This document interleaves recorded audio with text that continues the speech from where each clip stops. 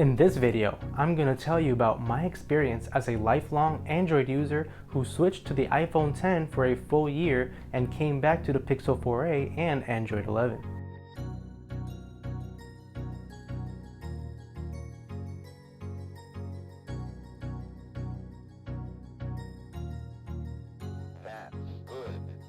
After giving iOS a shot and now returning to Android with the Pixel 4a, I was reminded on how customizable Android is and how things like notifications are so much better on the Android side.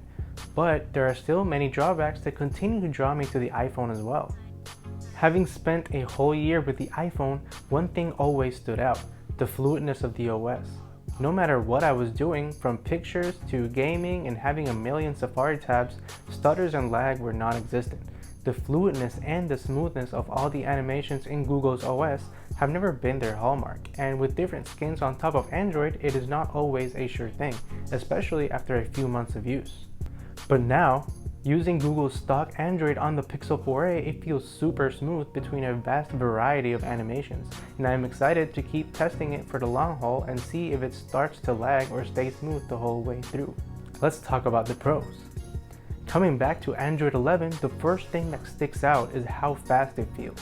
The animations are super fast compared with iOS, where the animations are slower but give more priority to fluidness. Let's talk about notifications. Notifications on the iPhone are great and all, but when getting multiple notifications, they don't stack together like they do on Android when they are from the same app, like Twitter or Messages, for example. Now, with the Pixel 4a, you also have the ability to interact with notifications to see the content without having to open the app. This is something I feel iOS still needs to work on. Another benefit when coming back to Android is the built-in data monitoring. Monitoring data usage on Android 11 is as simple as entering your data limit and carrier renewal in the data usage settings. It automatically tracks all your data in one place and you don't have to get an extra app for it. In iOS, you have to go to the Cellular tab in Settings to view your data usage, which is perfectly fine, but the data usage doesn't reset every month, so unless you clear it monthly and care about tracking your data usage, it's pretty much useless. I'm currently using the Pixel 4a and it doesn't have Face Unlock, so when the phone is lying down on a table or the fingerprint reader doesn't work, there is a little feature called Smart Lock. It allows the phone to automatically stay unlocked if it's connected to your smartwatch or simply being in your home.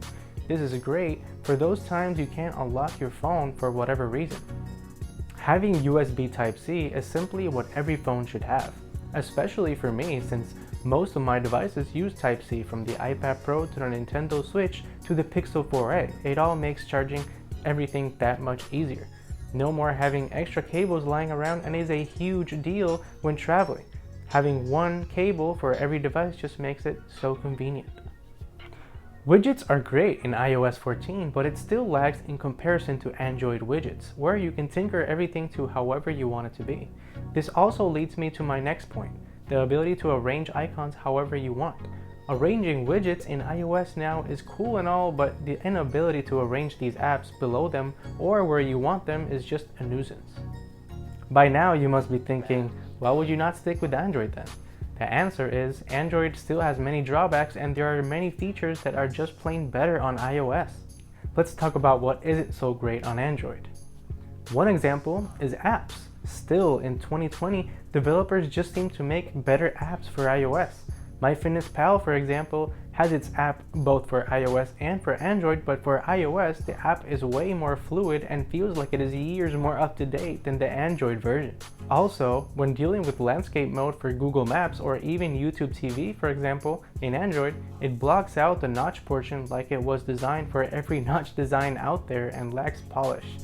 On iOS, the same apps cover the notch and look much more aesthetically pleasing.